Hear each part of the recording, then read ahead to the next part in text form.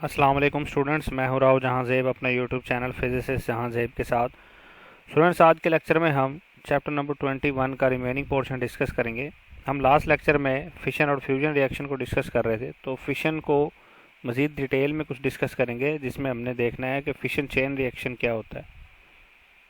Fission chain reaction, ठीक है।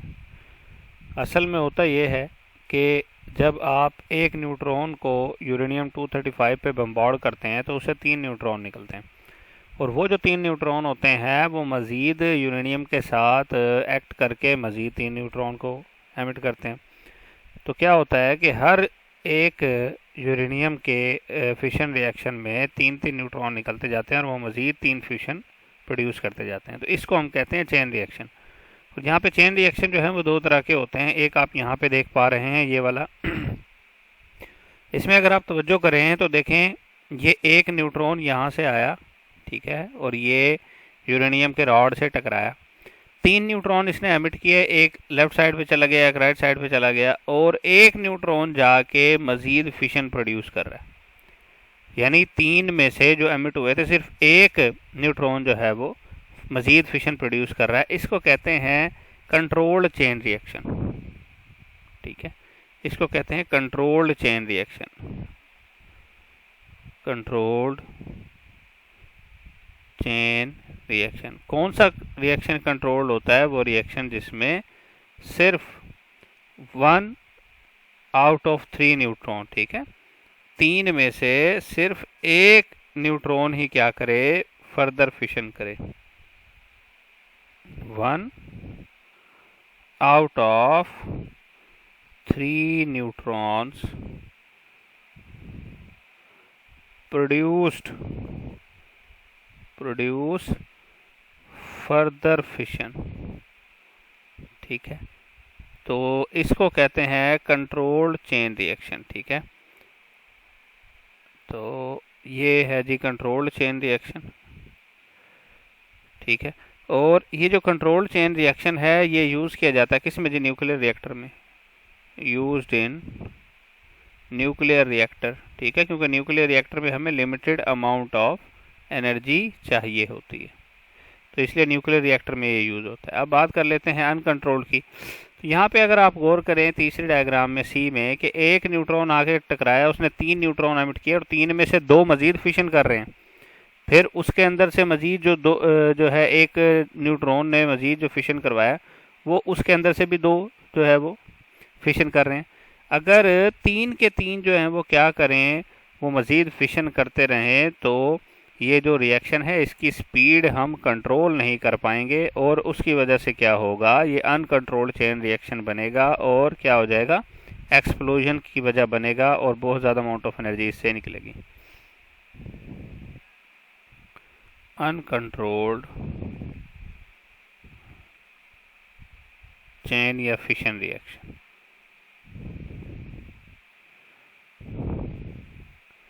ठीक है। 3 न्यूट्रॉन्स, ठीक है, 3/3,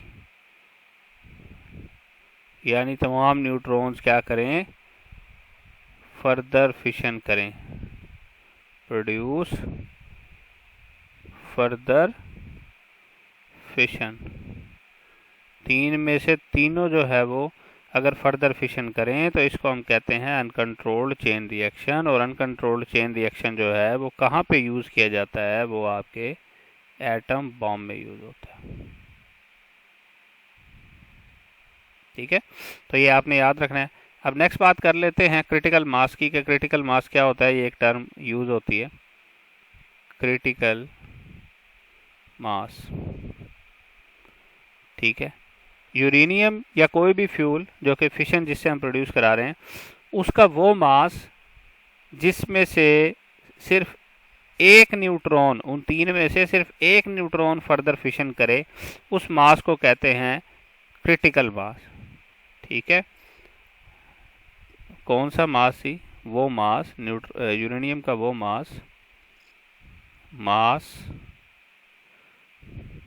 of uranium in which only one out of three neutrons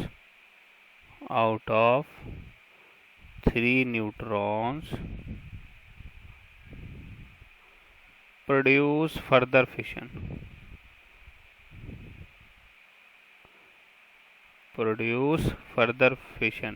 तो इतने मास को कहेंगे जी क्रिटिकल मास, ठीक है। और इसके वॉल्यूम को क्या कहेंगे? Volume of this mass is called critical volume. उस टाइम पे जो वॉल्यूम होगा उसका वो क्या कहलाएगा? क्रिटिकल वॉल्यूम, ठीक है। इसको सही से लिख देता हूँ।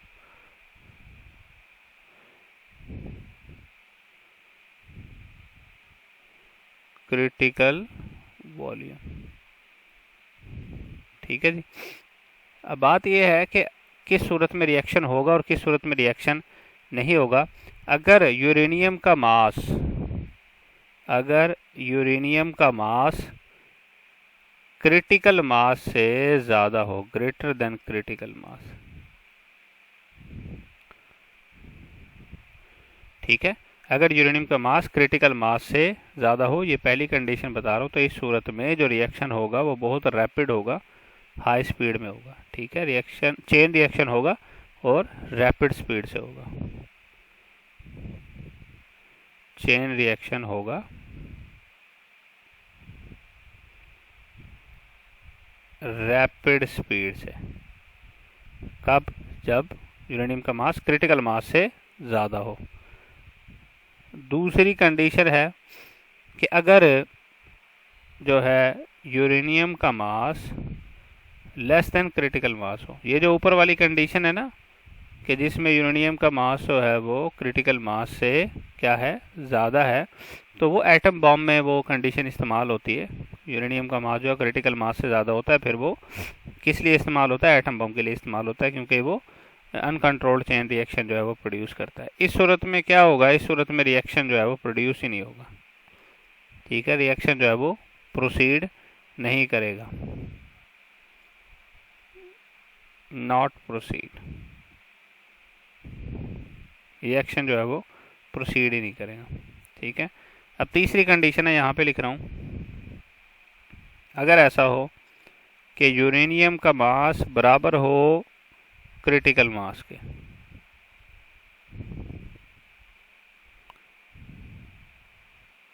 उस सूरत में क्या होगा? उस सूरत में कंट्रोल्ड चेन रिएक्शन प्रोड्यूस होगा, जो कि न्यूक्लियर रिएक्टर में भी इस्तेमाल होता है। और इनिशियल स्पीड का रिएक्शन होगा।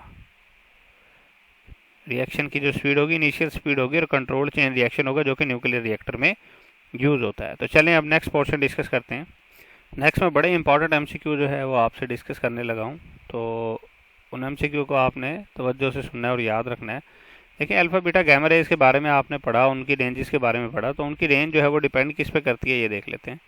Dependence of range of alpha beta gamma rays, ठीक है। वैसे रेंज किसकी ज़्यादा किसकी कम होती है ये मैं आपको पहले ही टेबल में बता चुका हूँ, ठीक है। तो यहाँ पे देख लेते हैं कि डिपेंड किस पे करती है। तो रेंज जो है इसकी डिपेंड करती है किस पे जी? Charge, mass and energy of the particle. Charge, mass and energy of the particle, ठीक है।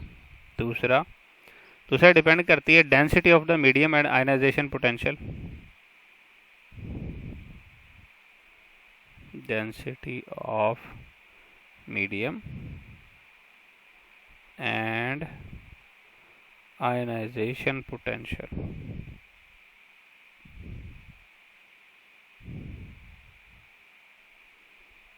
ठीक है जी। तो ये आपने अच्छे से याद रखना है। चंद एक और इम्पॉर्टेंट एमसीक्यू बताता हूँ कि जब एनर्जीज लो होती हैं, लो एनर्जी से मुराद है कितनी एनर्जी थी?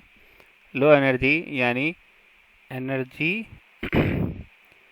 Less than 0.5 mega electron volt हो फोटोन की, तो प्रोसेस कौन सा होता है जी? Photoelectric effect.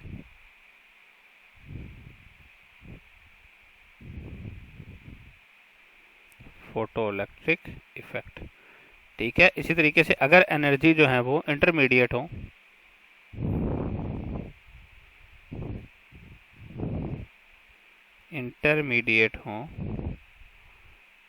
ठीक है, तो कौन सा प्रोसेस जो है वो परफॉर्म होगा अगर फोटोन की एनर्जी इंटरमीडिएट हो? तो कॉम्पटन इफेक्ट।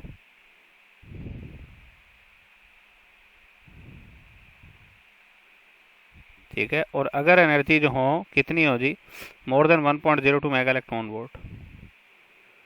अगर एनर्जीज जो हैं वो greater than equal to 1.02 mega electron volt हो, तो कौन सा प्रोसेस होगा जी? Pair production. ठीक है, तो 1.02 और 0.5 मेगा इलेक्ट्रॉन वोल्ट के दरमियान जो एनर्जी वाले फोटोन होंगे वो कॉम्पटन इफेक्ट प्रोड्यूस करेंगे। ठीक है, अब गैमा रेज की बात कर लेते हैं कि गैमा रेज जो है वो एयर में और सॉलिड में किस तरीके से वेरी करती हैं। ठीक है जी, तो पहले बात कर लेते हैं किसकी जी? पहले हम बात कर लेते हैं एयर की। इन एयर में ऐसा होता है कि gamma rays inverse square law को फॉलो करती हैं।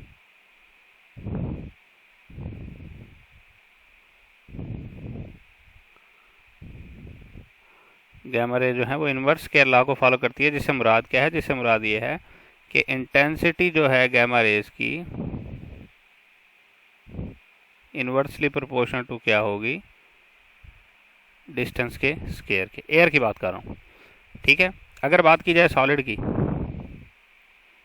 इन सॉलिड्स, अगर सॉलिड्स की बात की जाए तो गैमा रेज जो है, गैमा रेज की जो इंटेंसिटी है, ठीक है, मैं यहाँ पे लिख देता हूँ intensity of gamma rays. Intensity decreases exponentially. तो ये देख लें कि जो है एयर के अंदर क्या करती हैं gamma rays? Inverse square law को फॉलो करती हैं, और जबकि सॉलिड में डिक्रीज करती हैं एक्सपोनेंशियली। ठीक है, और उसका जो फार्मूला है वो मैं यहाँ पे आपके सामने लिख देता हूँ। I is equal to I naught e की power minus mu x. I is equal to I naught e raise to power minus mu x, जबकि ये जो म्यू है ये क्या है जी? ये है आपके पास linear absorption coefficient. Linear absorption coefficient किसका जी? Of medium. ठीक है जी, तो ये आपने अच्छे से याद रख लेना है। बाकी सोर्सेज जो हैं इसके कुछ के बताए गए हैं, कुछ के जो है ना बहुत इंपॉर्टेंट हैं। ठीक है, वो आपने याद कर लेने हैं। अब बात कर लेते हैं हम किसकी जी? रेडिएशन डिटेक्टर की। और रेडिएशन डिटेक्टर को हम जो है वो तफसील से पढ़ेंगे। तो ये सामने आपके रेडिएशन डिटेक्टर की पहली एग्जांपल मौजूद है, जिसको हम कहते हैं विल्सन क्लाउड चैम्बर। तो चलें इसको डिस्कस करेंगे हम, विल्सन क्लाउड चैम्बर को। विल्सन क्लाउड चैम्बर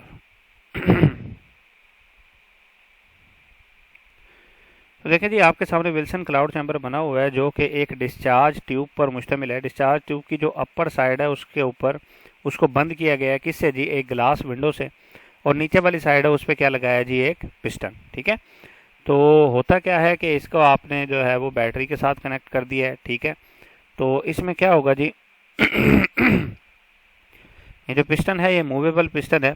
इसके अंदर आप क्या करेंगे कि यहाँ पे इस डिस्चार्ज ट्यूब के अंदर एक फोम टाइप चीज़ को आप क्या करेंगे? अल्कोहल में भिगो के जो है वो यहाँ पे क्या कर देंगे? रख देंगे। ठीक है, जब यहाँ पे रखेंगे तो कुछ ही देर में यहाँ पे वेपर जमा होना शुरू हो जाएंगे अल्कोहल के। ठीक है, तो आप क्या करेंगे कि फिर ये किया जाता है कि पिस्टन को सडनली नीचे की तरफ मूव किया जाता है, जिससे गैस जो है वो एक्सपेंड होती है और कूलिंग होती है। फिर क्या किया जाता है कि लाइट जो है, जो रेडिएशंस जो हैं, रेडिएशंस इंटर की जाती हैं। अब जैसे रेडिएशन इंटर की जाती है तो यहाँ पे वेपर्स मौजूद है जो कि कंडेंस हुए हुए हैं। तो आयंस हैं, जो पार्टिकल्स हैं, रेडिएशन के पार्टिकल्स हैं, वो क्या करते हैं, इनके साथ जाके इनके पास जाके कंडेंस हो जाते हैं। ठीक है, इन वेपर्स के ऊपर कंडेंस हो जाते हैं और ट्रैक्स बना लेते हैं। तो ट्रैक्स जब जैसे ही बन रहे होते हैं तो इनके ऊपर लाइट डाली जाती है और कैमरे के ज़रिए तस्वीर बना ली जाती है। ठीक है, वो तस्वीर जो है वो हमें ट्रैक्स दिखा रही होती है और ट्रैक्स कुछ इस तरह के होते हैं। तो ट्रैक्स को डिस्कस कर लेते हैं। तो पहले बात कर लेते हैं कि अल्फ़ा पार्टिकल्स के कैसे ट्रैक्स होते हैं। अल्फ़ा पार्टिकल्स के ट्रैक आपके सामने शो किए गए हैं।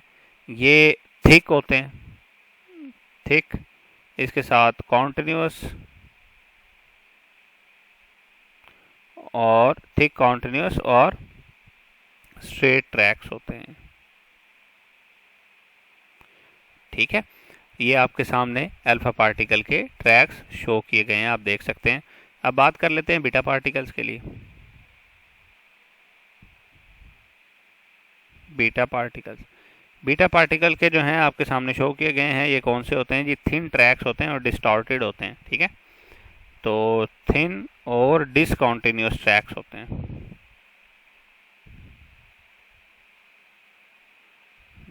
डिसकॉन्टिन्यूस ट्रैक्स होते हैं। ठीक है, और अगर बात की जाए कि गैमा रेज के कैसे जो है ना, गैमा पार्टिकल्स के कैसे होते हैं ट्रैक्स, मतलब कि आपने डिटेक्ट कर लिया अल्फा बीटा गैमा रेडिएशंस, तो ये कैसे होते हैं जी, बिल्कुल डिस्टॉर्टेड होते हैं, डिस्टॉर्टेड ट्रैक्स होते हैं।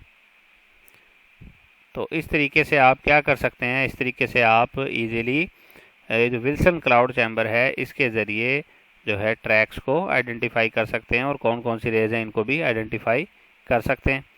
अब नेक्स्ट डिस्कस कर लेते हैं, जो कि क्या है जी, आपका गिगर मुलर काउंटर है, यानी जीएम काउंटर है। तो चलिए स्टार्ट करते हैं इसको। गिगर मुलर काउंटर,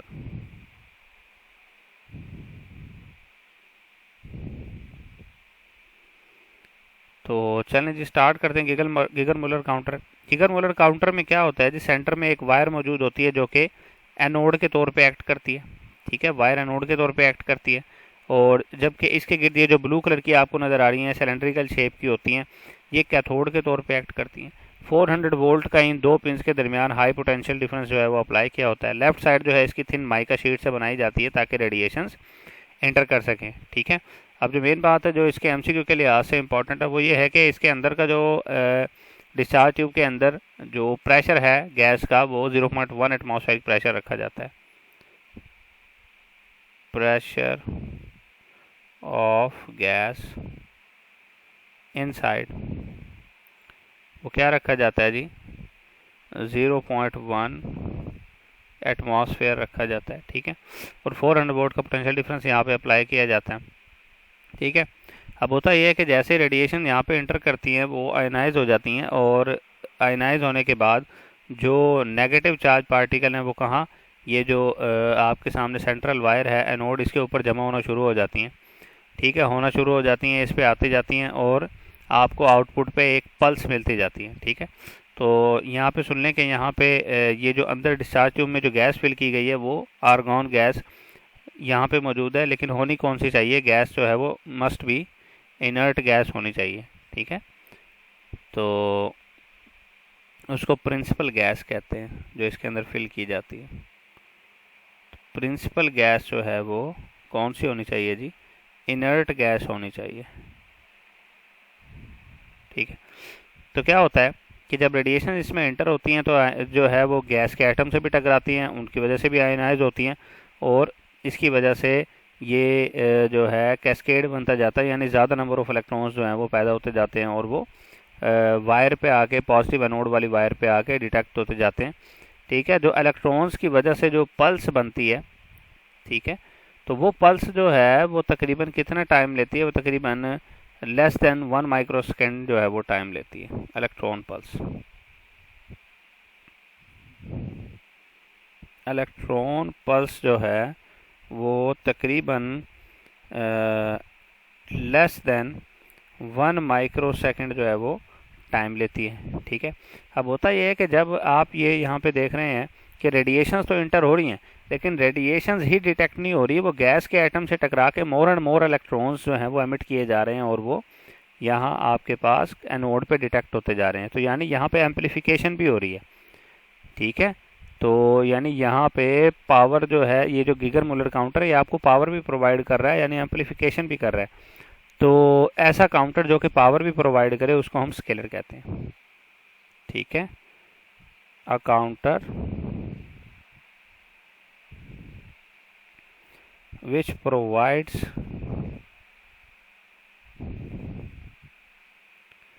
पावर,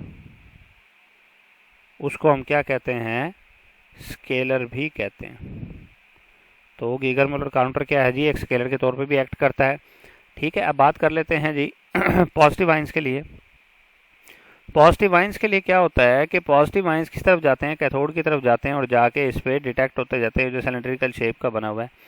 अब होता यह है कि प्रोटॉन क्योंकि हैवी पार्टिकल है, वो जैसे जाके कैथोड से टकराते हैं तो इस मजीद इलेक्ट्रॉन्स को क्या करते हैं, एमिट करते हैं।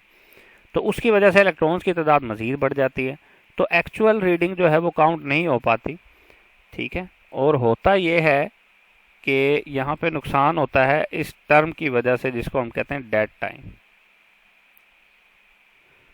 अब डेड टाइम क्या होता है कि पॉजिटिव आइंस के लिए होता यह है कि एक दफ़ा जो पल्स हमें मिलती है, जो काउंट हो जाते हैं नंबर ऑफ पॉजिटिव आइंस, तो उसके बाद ये जो काउंटर है 10⁻⁻⁴ सेकंड तक मजीद आइंस को काउंट नहीं करता। तो ये जो 10⁻⁻⁴ सेकंड है ना पॉजिटिव आइंस के लिए, इसको कहते हैं इसका डेड टाइम, टाइम ड्यूरिंग विच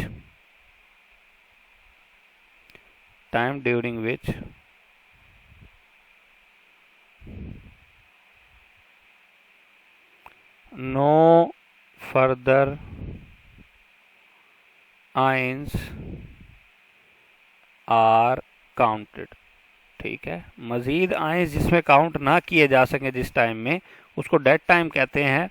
और वो पॉजिटिव आइंस के लिए जो है ना वो क्या है जी, टाइम्स वो है 10⁻⁻⁴ सेकंड, यानी कि ये ज़्यादा टाइम है, तो इसमें वो काउंट नहीं हो पाते। तो इसके लिए फिर हम क्या करते हैं कि क्वेंचिंग करते हैं टू प्रिवेंट दिस। ठीक है, तो इसको प्रिवेंट करने के लिए हम क्या करते हैं, वो यूज़ क्वेंचिंग प्रोसेस, और इसमें जो गैस यूज़ होती है वो क्वेंचिंग गैस होती है। ठीक है, तो गैस क्वेंचिंग होती है, इलेक्ट्रॉनिक क्वेंचिंग होती है। तो हम क्या करते हैं कि बेसिकली कि अगर आपकी जो है नियोन गैस जो है आपका प्रिंसिपल गैस हो, ठीक है, अगर प्रिंसिपल गैस जो है वो आपकी कौन सी हो, नियोन हो, तो आपकी क्वेंचिंग गैस जो है वो क्या होगी जी, वो होगी ब्रोमीन। ठीक है, ये डिफरेंट प्रिंसिपल गैसेस के लिए डिफरेंट क्वेंचिंग गैस इस्तेमाल की जाती है। अब क्वेंचिंग गैस क्या होती है, क्वेंचिंग गैस का जो पोटेंशियल है, ठीक है, पोटेंशियल ऑफ किसका जी, क्वेंचिंग गैस, पोटेंशियल ऑफ क्यों लिख रहा हूँ, quenching gas should be less than potential, ionization potential है बेसिकली ये, ionization potential of quenching gas should be less than ionization potential of principal gas. ठीक है, यहाँ लिख रहा हूँ आयनाइजेशन। ठीक है, क्यों, क्योंकि इसमें क्या होगा, जब क्वेंचिंग गैस आप इसमें फिल कर देंगे तो आप जैसे रेडिएशन इंटर करेंगे तो प्रिंसिपल गैस से पहले ही क्वेंचिंग गैस जो है वो क्या हो जाएगी, आइंस में डिवाइड हो जाएगी। वो आइंस यहाँ कैथोड के पास मौजूद होंगे और एक्स्ट्रा जैसे ही पॉजिटिव आइंस आएंगे उनको अपनी तरफ अट्रैक्ट कर लेगी और एक्स्ट्रा या स्प्यूरियस काउंट्स हमें नहीं देगी।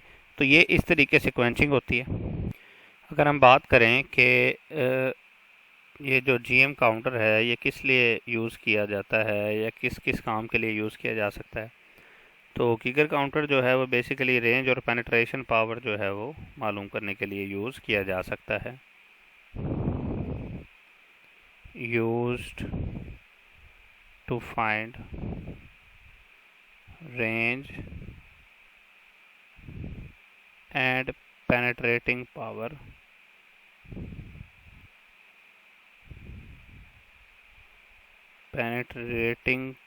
of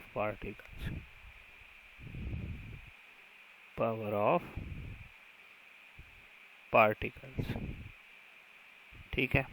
और ये जो है वो फास्ट काउंटिंग के लिए यूज़ नहीं किया जा सकता क्योंकि इसका जो डेड टाइम है वो बहुत ज़्यादा है। Can not be used for fast counting, ठीक है। तो ये चीज़ें आपने याद रखनी है। हम अपना नेक्स्ट डिटेक्टर जो है वो डिस्कस करते हैं, जो कि है सेमीकंडक्टर डिटेक्टर। तो चलें स्टार्ट करते हैं सेमीकंडक्टर डिटेक्टर को। सेमीकंडक्टर डिटेक्टर, सेमीकंडक्टर डिटेक्टर में आपके सामने एक पीएन जंक्शन डायोड लगा हुआ है, जिसके अंदर आप देख पा रहे हैं कि ऊपर एन टाइप है जो कि थिन है और पी टाइप जो है वो थिक है, और उसके दरमियान में एक छोटी सी डिप्लेशन लेयर है।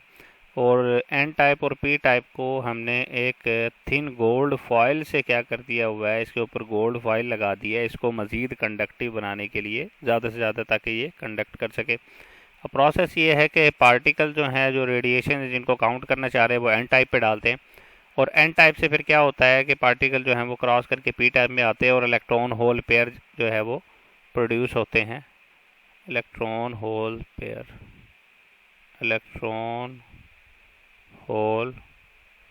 पेयर्स जो हैं वो प्रोड्यूस होते हैं। तो ये जो इलेक्ट्रॉन होल पेयर हैं, ये क्या होते हैं, ये डिटेक्ट होते जाते हैं और साथ साथ एम्पलीफाई भी होते जाते हैं, क्योंकि ये भी पावर प्रोवाइड करता है, इसलिए इसको स्केलर भी कहते हैं, ठीक। ओके, ये सेमीकंडक्टर डिटेक्टर है। यहाँ पे जो इम्पोर्टेंट एमसीक्यू है वो ये है कि यहाँ पे एक इलेक्ट्रॉन होल पेयर को क्रिएट करने के लिए 3 to 4 इलेक्ट्रॉन वोल्ट जो है एनर्जी रिक्वायर होती है। Energy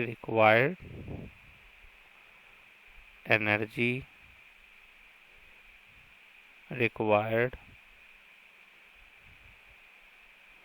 to produce one electron hole pair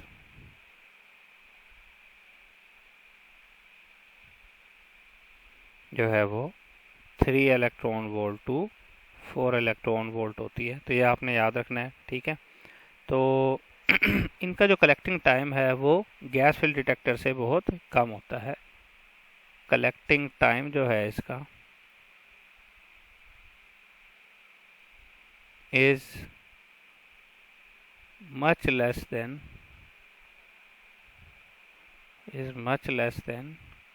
gas field detector जो पहले हम पढ़ चुके हैं, गैस फील्ड डिटेक्टर,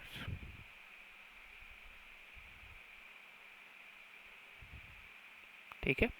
तो इनका जो है वो गैस फील्ड डिटेक्टर से कम होता है, तो इसीलिए ये फास्ट काउंटिंग के लिए यूज़ किए जा सकते हैं। कैन बी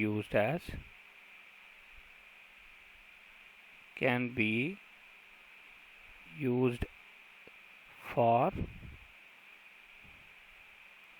फास्ट काउंटिंग, ठीक है। तो ये आपने याद रखना है। ये है हमारा सेमीकंडक्टर डिटेक्टर। अब आगे मूव करते हैं। तो नेक्स्ट टॉपिक है हमारा मास स्पेक्ट्रोग्राफ। मास स्पेक्ट्रोग्राफ में बेसिकली इलेक्ट्रिक और मैग्नेटिक फील्ड अप्लाई करके जो है आयंस को, डिफरेंट आइसोटोप्स को सेपरेट किया जाता है, और इसी तरीके से हम जो है डिफरेंट आइसोटोप्स की अबंडेंस भी मालूम कर सकते हैं इससे। तो चले देखते हैं कैसे अबंडेंस मालूम कर सकते हैं। तो मास स्पेक्ट्रोग्राफ को हम डिस्कस कर रहे हैं।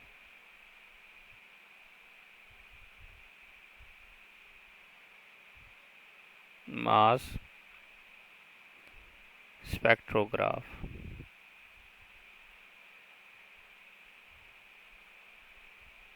ठीक है। तो बेसिकली इसका फंक्शन क्या है कि इसमें आपके सामने एक आयन सोर्स मौजूद होगा, और आयन सोर्स जो है उससे जो है वो आयन्स निकलेंगे, और किसके थ्रू एक्सेलरेट हो रहे हैं, ये जो पोटेंशियल डिफरेंस वी अप्लाई किया हुआ है इसके थ्रू एक्सेलरेट हो रहे हैं और स्लिट से पास करेंगे पॉजिटिव आयन्स। तो स्लिट से जो पॉजिटिव आयंस पास करेंगे तो मैग्नेटिक फील्ड यहाँ पे out of the paper apply किया हुआ है। जैसे ही चार्ज पार्टिकल मैग्नेटिक फील्ड में पहुंचेंगे तो वो बेंड हो जाएंगे, सेमी सर्कुलर पाथ अडॉप्ट करेंगे। तो हर एक आइसोटोप का सेमी सर्कुलर पाथ जो है वो डिफरेंट होगा, ठीक है। तो जिसका मास जो है वो कम होगा उसका सेमी सर्कुलर पाथ जो है उसका रेडियस कुछ और होगा, जिसका मास जो है वो ज़्यादा होगा उसका कुछ और होगा। तो वो इस तरीके से आयंस जो हैं वो सेपरेट हो जाएंगे, और जिस पॉइंट पे जाके ज़्यादा आयंस डिटेक्ट होते हैं तो वो आइसोटोप जो है वो ज़्यादा अबंडेंट होता है उस एलिमेंट का, ठीक है। तो अब हम बात कर लेते हैं इसकी कैलकुलेशन की। तो कैलकुलेशन के लिहाज से देखा जाए तो चूंकि सेमी सर्कुलर पाथ अडॉप्ट कर रहे हैं तो यहाँ पे सेंट्रीपिटल फोर्स की वजह से सेमी सर्कुलर पाथ अडॉप्ट कर रहे हैं ना, तो ये सेंट्रीपिटल फोर्स जो है वो कहाँ से आ रही है, ठीक है, वो आ रही है BeV, यानी मैग्नेटिक फोर्स जो है वही हमें यहाँ पे सेंट्रीपिटल फोर्स प्रोवाइड कर रही है mv²/r। अगर यहाँ से हम वैल्यू निकाले मास की तो mass is equal to BeR/v, यानी यहाँ से r जो है वो डायरेक्टली प्रोपोर्शनल टू क्या है, m।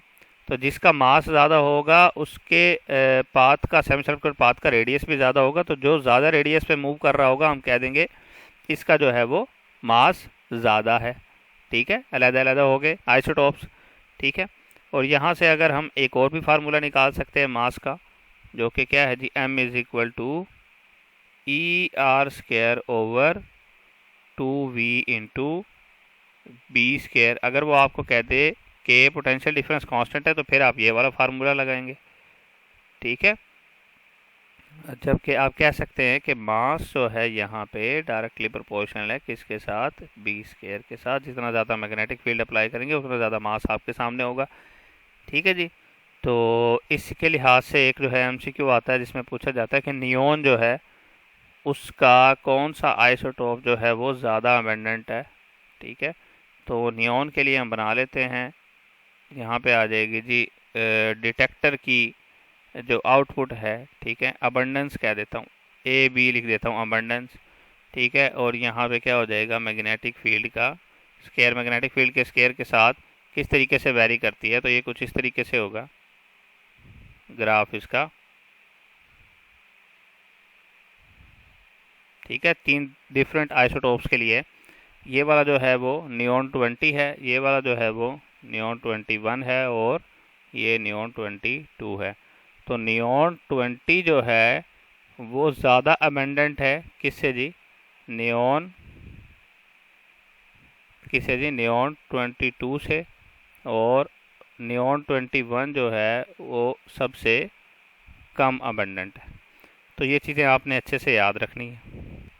नेक्स्ट चीज़ जो हम डिस्कस करने लगे हैं वो ये है कि देखें, हमने ये तो देखा कि इलेक्ट्रॉन और प्रोटॉन, अल्फ़ा पार्टिकल, इनको तो हम डिटेक्ट कर सकते हैं, लेकिन जो न्यूट्रॉन्स हैं जो कि आपके लिए क्या हैं जी, न्यूट्रल पार्टिकल्स हैं, उनको कैसे डिटेक्ट किया जा सकता है, ये सवाल है।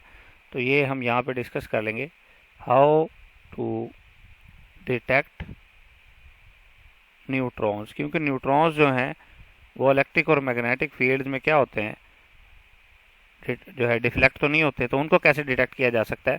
तो यहाँ से देखें कैसे डिटेक्ट करना है आपने, एक पैराफिन के ज़रिए। देखें पोलोनियम सोर्स से जो है वो अल्फ़ा पार्टिकल निकले, जाके बेरिलियम से टकराए, और बेरिलियम से टकराए तो उसकी वजह से न्यूट्रॉन दाखिल जो है इसमें से निकले। वो जो न्यूट्रॉन जा रहे हैं उनके सामने आप एक पैराफिन की शीट रख दें, तो एक ब्लॉक रख दें पैराफिन का। पैराफिन के ब्लॉक में क्या होता है जी, पैराफिन का ब्लॉक जो है वो उसमें बहुत ज़्यादा अमाउंट ऑफ हाइड्रोजन होती है, ठीक है। हाइड्रोजन जो है प्रेजेंट होती है इसके अंदर पैराफिन के ब्लॉक में, ठीक है, जिसमें ज़्यादा नंबर ऑफ प्रोटॉन्स होते हैं, यानी कि प्रोटॉन्स होते हैं। अब न्यूट्रॉन जाके जैसे ही प्रोटॉन से टकराते हैं तो प्रोटॉन से जो इलास्टिक कोलिजन करते हैं तो प्रोटॉन उतनी स्पीड से क्या करते हैं, बाहर निकलना शुरू हो जाते हैं। अगर पैराफिन से प्रोटॉन्स निकल रहे हों तो आप समझ जाएं कि जो आके चीज़ टकरा रही है वो क्या है, वो बेसिकली न्यूट्रॉन्स ही हैं। तो ये आपका जो है वो टेस्ट है इस हवाले से कि न्यूट्रॉन को कैसे डिटेक्ट किया जा सकता है। तो ये आपने चीज़ें याद रखनी है, ठीक है। तो अब नेक्स्ट बात कर लेते हैं, हम जाते हैं न्यूक्लियर रिएक्टर्स पे। तो ये आपके सामने एक जो है वो न्यूक्लियर रिएक्टर शो किया जा रहा है। तो चलें स्टार्ट करते हैं न्यूक्लियर रिएक्टर। न्यूक्लियर रिएक्टर तो बेसिकली न्यूक्लियर रिएक्टर जो है वो होता क्या है, ऐसी डिवाइस जो कि न्यूक्लियर एनर्जी को किस में कन्वर्ट करे, न्यूक्लियर एनर्जी को इलेक्ट्रिकल एनर्जी में कन्वर्ट करे, उसको हम कहते हैं न्यूक्लियर रिएक्टर। अपनी मर्जी से इसमें हम एनर्जी हासिल कर सकते हैं और इसमें कंट्रोल्ड चेन रिएक्शन जो है वो यूज़ होता है। तो इसके डिफरेंट पोर्शंस को डिस्कस कर लेते हैं। ये आपके सामने जो मटेरियल बना हुआ है इस पूरे को हम कहते हैं कोर मटेरियल, ठीक है। इस कोर में क्या होता है कि आपके सामने रॉड्स मौजूद है, फ्यूल रॉड्स मौजूद है जो कि किसके अंदर, यूरेनियम 235 के, ठीक है। तो इसके अंदर एक जो है आपको लिक्विड नज़र आ रहा है, ये प्रेशराइज्ड वाटर है, ठीक है। तो ये जो प्रेशराइज्ड वाटर है ये हैवी वाटर यहाँ पे यूज़ किया जाता है, मॉडरेटर के तौर पे यूज़ किया जाता है, ठीक है। तो होता क्या है कि फ्यूल रॉड जो यहाँ पे मौजूद हैं यूरेनियम के, वो इनरिच्ड यूरेनियम जो है वो यहाँ पे यूज़ किया जाता है। यूरेनियम 235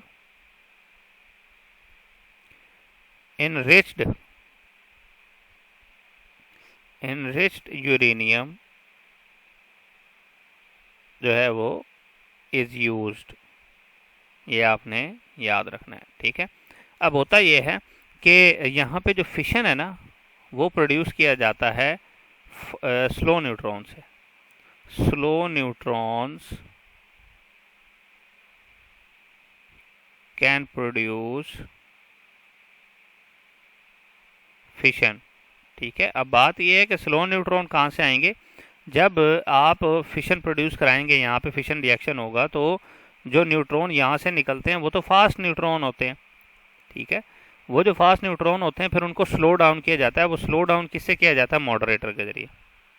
यहाँ पे ये जो वाटर मौजूद है ये मॉडरेटर के तौर पे काम करता है, मॉडरेटर, ठीक है। मॉडरेटर क्या करता है, स्लो डाउन न्यूट्रॉन्स। और स्लो डाउन करना क्यों ज़रूरी है, क्योंकि स्लो न्यूट्रॉन ही यूज़ होते हैं फर्दर फिशन के लिए, वरना मज़ीद फिशन रिएक्शन नहीं होता। और ये जो न्यूट्रॉन, ये जो मॉडरेटर है ये हैवी वाटर हो सकता है, ठीक है। मॉडरेटर जो है वो हैवी वाटर हो सकता है, ठीक है। सबसे पहले फ्यूल की हमने बात करनी थी, चलें। तो मॉडरेटर जो है वो हैवी वाटर के तौर पे, हैवी वाटर भी यूज़ हो सकता है, कार्बन और हाइड्रोकार्बन भी यूज़ हो सकते हैं, कार्बन या हाइड्रोकार्बन ये भी यूज़ किए जा सकते हैं एज मॉडरेटर, ठीक है। अगर बात की जाए फ्यूल की, तो फ्यूल यहाँ पे क्या यूज़ हो रहा है जी, फ्यूल यहाँ पे यूज़ हो रहा है इनरिच्ड यूरेनियम,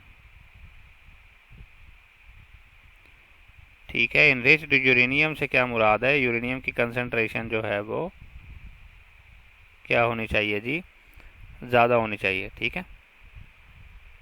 कितनी, 2 to 4%, ठीक है। 2 to 4% जो है वो इनरिच्ड होना चाहिए ये आपका जो है यूरेनियम जो कि आपका यूज़ हो रहा है यहाँ पे। अब प्रोसेस कैसे है कि यहाँ पे यूरेनियम रॉड क्या होते हैं, एफिशिएंट रिएक्शन होता है, बहुत ज़्यादा अमाउंट ऑफ एनर्जी जो है वो खारिज होती है जो कि यहाँ पे मौजूद वाटर को बहुत ज़्यादा हीटअप कर देती है। वो वाटर यहाँ से पाइप के ज़रिए जा रहा होता है और यहाँ पे दूसरा एक और वाटर जो है इसके साथ इन कॉन्टैक्ट होता है जो कि इसके टेम्परेचर की वजह से स्टीम में कन्वर्ट हो जाता है। वो स्टीम यहाँ जाके क्या करती है, टरबाइन चलाती है और टरबाइन की वजह से इलेक्ट्रिकल जनरेटर चल जाते हैं। जब वो टरबाइन चला देती है तो वो स्टीम आहिस्ता आहिस्ता कंडेंस होकर कहाँ आती जाती है, कंडेंसर के ज़रिए, वो इस पंप के ज़रिए, पंप से हम उसको वापस कहाँ पे ले आते हैं, दोबारा इस चैम्बर में ले आते हैं और ये वाटर दोबारा से स्टीम में कन्वर्ट होता है और रिसाइकल होता रहता है, ठीक हो गया। इसको हीट एक्सचेंजर भी कहते हैं। तो हमने फ्यूल की बात कर ली, मॉडरेटर की बात कर ली है, अब कंट्रोल रॉड्स की बात करते हैं।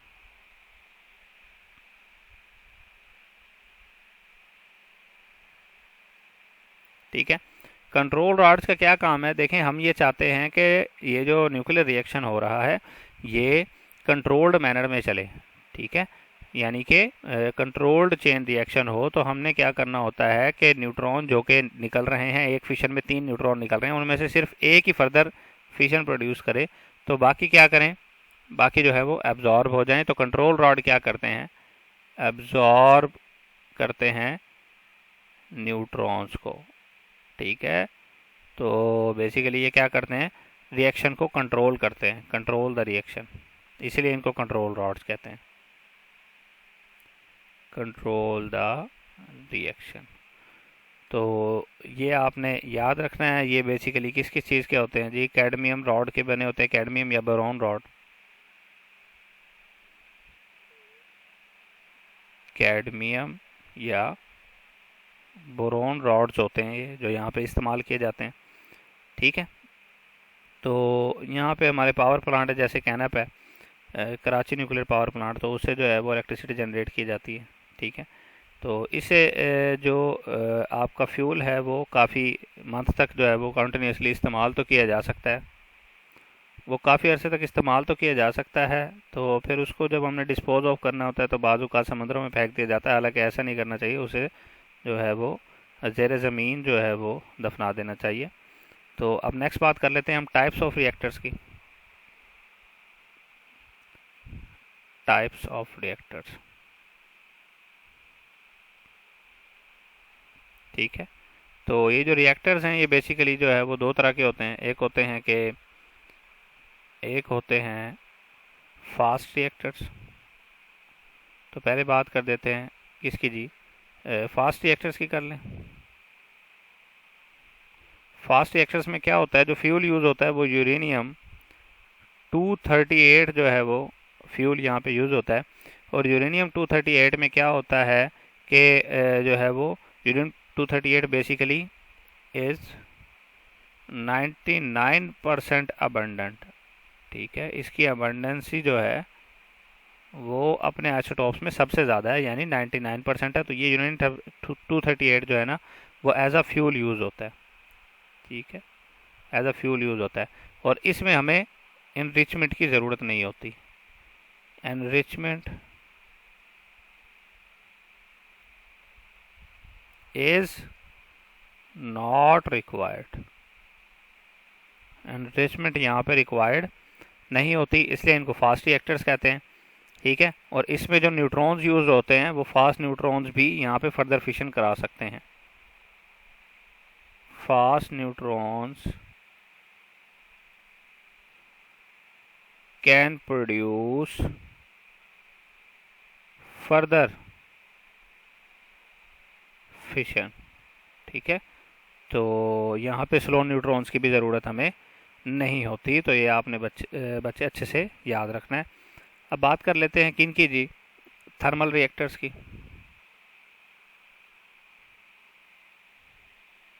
थर्मल रिएक्टर्स जिनको अभी आपने पढ़ा है। थर्मल रिएक्टर्स में जो फ्यूल यूज़ होता है वो कौन सा होता है जी? यूरेनियम 235। फ्यूल जो है वो यूरेनियम 235 जो है ना वो यूज़ होता है, और इसकी अबंडेंसी इतनी ज़्यादा नहीं है, इसलिए एनरिचमेंट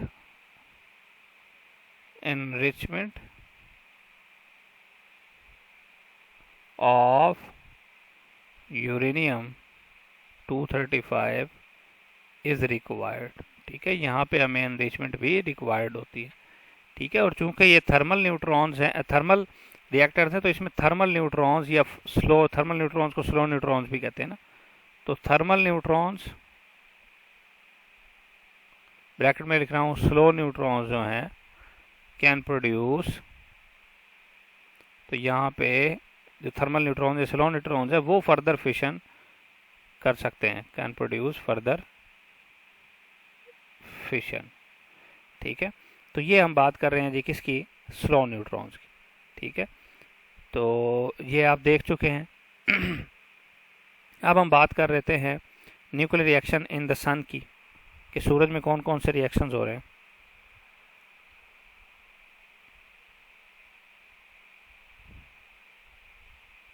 न्यूक्लियर रिएक्शंस इन सन। ठीक है, न्यूक्लियर रिएक्शंस इन द सन।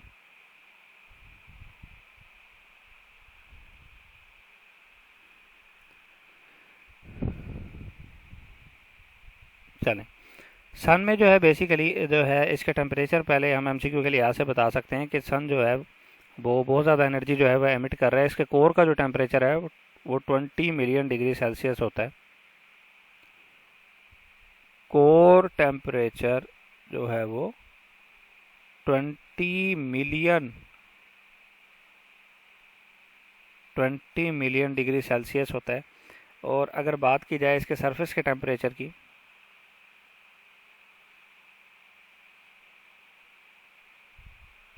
तो इसकी सरफेस का जो टेम्परेचर होता है वो 6000, ठीक है, डिग्री सेल्सियस होता है। तो ये आपने अच्छे से याद रखना है, ठीक है। तो इसमें बेसिकली ये होता है कि दो हाइड्रोजन न्यूक्लियाई या दो प्रोटॉन जो है वो फ्यूज़ होके एक न्यूट्रॉन बनाते हैं। जो इसमें फ्यूजन रिएक्शन होता है, बेसिकली यहाँ पे बता देता हूँ कि इसमें फ्यूजन रिएक्शन होता है सन में। फ्यूजन रिएक्शन, तो फ्यूजन रिएक्शन जो है वो कैसा होता है कि जिसमें दो प्रोटॉन फ्यूज होते हैं और वो क्या बना देते हैं, ड्यूट्रियम। साथ जो है वो ये आपके सामने क्या है जी, एक पॉजिट्रॉन है और बहुत ज़्यादा अमाउंट ऑफ एनर्जी इसमें से खारिज होती है। एनर्जी वैसे भी फ्यूजन रिएक्शन में जो है वो ज़्यादा खारिज होती है, ठीक है। इसमें बेसिकली जो है 6 प्रोटॉन्स जो हैं वो हिस्सा लेते हैं। 6 प्रोटॉन्स टेक पार्ट, ठीक है। इस रिएक्शन में बेसिकली जो है वो 6 प्रोटॉन हिस्सा लेते हैं और जो यहाँ पे इस्तेमाल होते हैं वो कितने होते हैं, वो बेसिकली इस्तेमाल होते हैं यहाँ पे 4 प्रोटॉन्स। 4 protons are used. तो हिस्सा जो है वो 6 लेते हैं लेकिन यूज़ कितने होते हैं, 4 प्रोटॉन, ठीक है। तो प्रोटॉन प्रोटॉन चेन रिएक्शन में basically 25.7 mega electron volt energy जो है वो खारिज होती है इन प्रोटॉन प्रोटॉन चेन रिएक्शन, ठीक है। सन में चूंकि प्रोटॉन प्रोटॉन चेन रिएक्शन होते हैं, तो प्रोटॉन प्रोटॉन चेन रिएक्शन में यहाँ पे 25.7 मेगा इलेक्ट्रॉन वोल्ट एनर्जी जो है वो खारिज होती है। तो ये आपने अच्छे से याद रखना है, ठीक है। अब हम बात करते हैं रेडिएशन एक्सपोजर की। ये भी हमारा एक बहुत ही इंपॉर्टेंट टॉपिक है, ठीक है। तो इसके बायोलॉजिकल इफ़ेक्ट देखते हैं।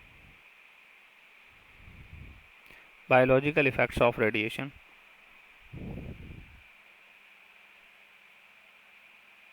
बायोलॉजिकल इफ़ेक्ट्स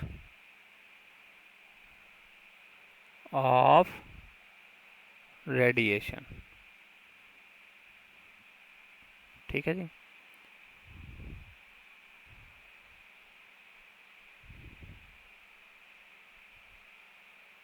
तो चलिए स्टार्ट करते हैं, बायोलॉजिकल इफ़ेक्ट्स ऑफ रेडिएशंस को देखते हैं।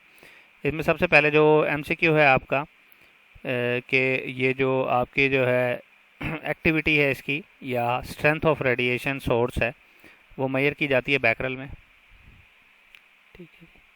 स्ट्रेंथ ऑफ रेडिएशन, स्ट्रेंथ या एक्टिविटी ऑफ रेडिएशंस ये मेजर की जाती है किस में जी, बैकरल में। बी क्यों लिख रहा हूँ बैकरल के लिए, ठीक है। और जो 1 बैकरल होता है वो 1 डिसइंटीग्रेशन पर सेकंड के बराबर होता है। 1 becquerel is equal to 1 disintegration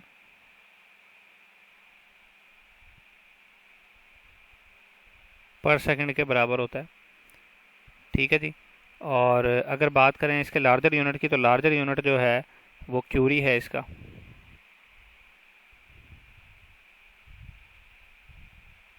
larger unit जो है इसका वो क्यूरी है, ठीक है। और क्यूरी जो है ठीक है, 1 क्यूरी इज इक्वल टू किसके है जी, 3.7 multiply 10⁻⁻10 disintegration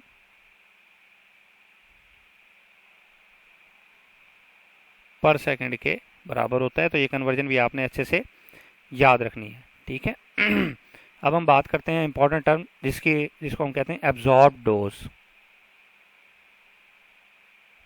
absorbed dose, absorb dose क्या होती है, एनर्जी जो है जो आप एब्जॉर्ब कर रहे हैं from ionization radiation per unit mass, ठीक है, उसको हम कहते हैं एब्जॉर्ब का energy absorbed per unit mass, energy absorbed per unit mass, इसको हम कहते हैं जी एब्जॉर्ब्ड डोज। तो इस डोज को जो है ना हम डी से शो करते हैं और डी बराबर होता है ई ओवर एम, यानी एनर्जी पर यूनिट मास, ठीक है। अब इसके यूनिट्स की बात करेंगे जो कि बहुत ज़्यादा इंपॉर्टेंट है, तो देखते हैं इसके यूनिट्स क्या क्या होते हैं। डोज के यूनिट्स, डोज का जो पहला यूनिट है वो है इसका जो एसआई यूनिट, एसआई यूनिट जो है इसका वो बेसिकली क्या है जी, ग्रे है, GRAY ग्रे, और इसको हम GY से शो करते हैं, ठीक है। इसको ग्रे को हम क्या कहते हैं, जाउल पर किलोग्राम भी कहते हैं, 1 gray is equal to 1 joule per kilogram, लेकिन ऐसा यूनिट जो है वो इसका क्या है, ग्रे। तो एक और इसका ओल्ड यूनिट है जो कि रेडिएशन है, ठीक है, ओल्ड यूनिट है इसका RAD, रेडिएशन है लेकिन इसको शो करते हैं RAD से, और यहाँ मैं कन्वर्ट कर देता हूँ इसको कि 1 रेडिएशन या 1 रेड जो है वो बराबर होता है 0.01 ग्रे के। तो ये आपने अच्छे से याद रखना है, ठीक है। अब बात कर लेते हैं अल्फा बीटा गैमा रेज की कि इनमें से कौन सी ज़्यादा डैमेजिंग होती हैं, ठीक है। इनसाइड के लिए, inside the body, inside the body damaging की मैं आपके सामने तरतीब लिख रहा हूँ। इनसाइड द बॉडी जो है वो क्या होता है कि अल्फा रेडिएशन जो हैं, अल्फा रेज जो है वो ज़्यादा डैमेजिंग होती है किससे जी, बीटा रेज से, और बीटा रेज ज़्यादा डैमेजिंग होती हैं गैमा रेज से। इनसाइड द बॉडी, अगर ये इनसाइड द बॉडी चली गई, अगर आउटसाइड द बॉडी की बात करें,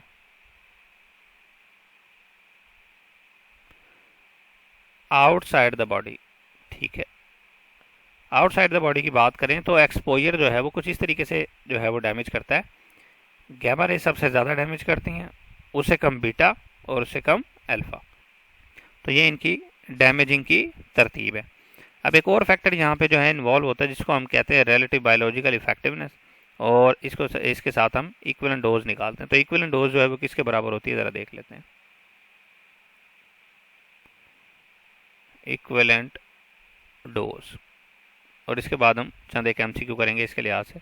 तो इक्विवेलेंट डोज जो आपकी, जिसको हम DE से शो करते हैं, वो बराबर होती है absorb dose multiply relative biological effectiveness RBE, ठीक है। तो ये जो इक्विवेलेंट डोज का यूनिट जो है ये देख लेते हैं क्या होता है। अगर इसके यूनिट की बात की जाए तो इसका जो यूनिट है बेसिकली वो होता है सिवर्ट। ऐसा यूनिट जो है वो इसका क्या होता है जी, सिवर्ट होता है। लिख देता हूँ, सिवर्ट जो है वो ऐसा यूनिट है, ठीक है। और इसका एक ओल्ड यूनिट है, ओल्ड यूनिट, ओल्ड यूनिट इसका कौन सा है जी, देख लेते हैं। ओल्ड यूनिट है इसका रैम, और 1 रैम जो है वो बराबर होता है 0.01 सिवर्ट या SV, ठीक हो गया। अब चंद एक MCQ यहाँ पे हम डिस्कस कर लेते हैं। तो इसमें देखें हम जो है जो फैक्ट्रीज में काम कर रहे होते हैं वो उन पे कुछ बैकग्राउंड रेडिएशन जो हैं वो एब्जॉर्ब कर रहे होते हैं। तो उसमें जो पर ईयर जो आपकी एब्जॉर्ब्ड जो रेडिएशंस होती है वो पर ईयर कितनी होती हैं, पर ईयर जो हम एब्जॉर्ब करते हैं जो रेडिएशंस हैं वो होती हैं 2 मिलीसीवर्ट, ठीक है। और 3 सेवर्ट जो है वो क्या करती हैं जी, स्किन को क्या कर देती हैं, बर्न कर देती हैं, स्किन बर्न। स्किन बर्न हो जाएगी अगर 3 सीवर्ट तक रेडिएशन आपने क्या कर ली, एब्जॉर्ब कर ली। ठीक है, जो न्यूक्लियर फैसिलिटीज़ वगैरह में या माइंस वगैरह में काम कर रहे हैं तो वो वीकली अगर 1 मिली सीवर्ट तक भी अगर वो एब्जॉर्ब कर रहे हैं तो वो सेफ है।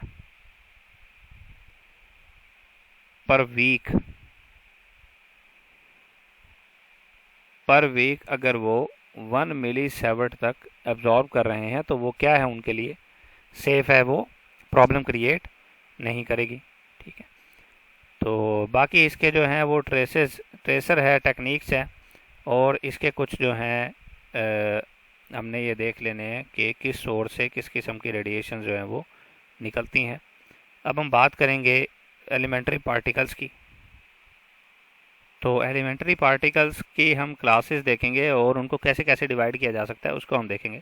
ठीक है, तो जो मैटर है वो कितने हिस्सों में डिवाइड होता है वो देख लेते हैं। ठीक है, मैटर जो है वो बेसिकली 2 हिस्सों में डिवाइड होता है। 2 तरह के पार्टिकल्स होते हैं मैटर पार्टिकल्स। ठीक है, 2 तरह के होते हैं।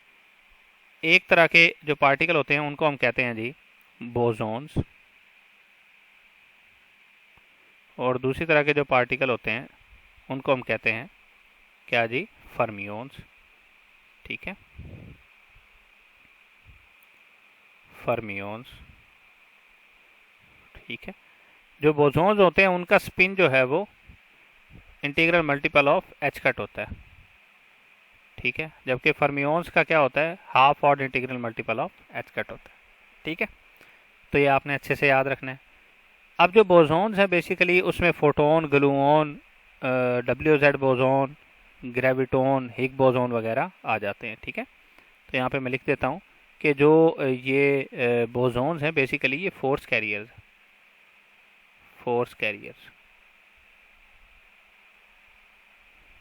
ठीक है, और इसमें कौन कौन से हैं जी, आप देखें कि इसमें जो है वो गेज बोसॉन,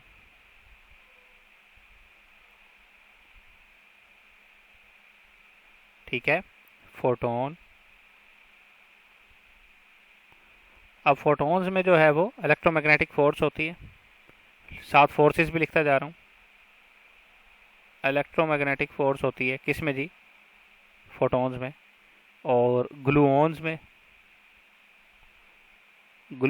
में जो है स्ट्रॉन्ग न्यूक्लियर फोर्स होती है, स्ट्रॉन्ग एन न्यूक्लियर फोर्स। ठीक है, अगर बात की जाए WZ बोसॉन्स, उनमें जो है वीक न्यूक्लियर फोर्स होती है, वीक एन मतलब न्यूक्लियर फोर्स। ठीक है, और अगर बात की जाए किसकी जी, ग्रेविटोन्स की,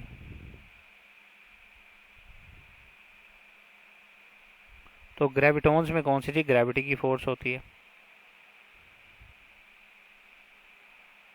तो ये हमने बोसॉन को डिफाइन कर लिया। अब बात करते हैं हम फर्मियोन्स की, जो कि बहुत इंपॉर्टेंट क्लास है। तो फर्मियोन्स में होता है, फर्मियोन्स जो है बेसिकली 2 हिस्सों में डिवाइड होते हैं। ठीक है, एक हिस्सा जो है इसका क्या कहलाता है, हेड्रोन्स। दूसरा जो है वो लैप्टॉन्स कहलाता है। ठीक है, तो हेड्रोन्स में जो है वो स्ट्रॉन्ग न्यूक्लियर फोर्स होती है। हेड्रोन्स बेसिकली क्या करते हैं जी, हेड्रोन्स जो है वो मज़ीद 2 क्लासेस में डिवाइड होते हैं। ठीक है, कौन कौन से जी, बैरियंस, मिसालें भी बताऊंगा इनकी, और मीजोन्स। ये जो बैरियंस हैं ये बेसिकली बनते हैं 3 क्वैक्स को आपस में मिलाने से, और मीजोन्स बनते हैं 2 क्वैक्स को आपस में मिलाने से। ठीक है, तो पाई मीजोन्स होते हैं, के मीजोन्स होते हैं। ठीक है, पाईओन्स, के ऑन्स। तो इनकी जो एग्जांपल्स हैं, पाईओन्स, के ऑन्स। ठीक है, पाई मीजोन्स, के मीजोन्स।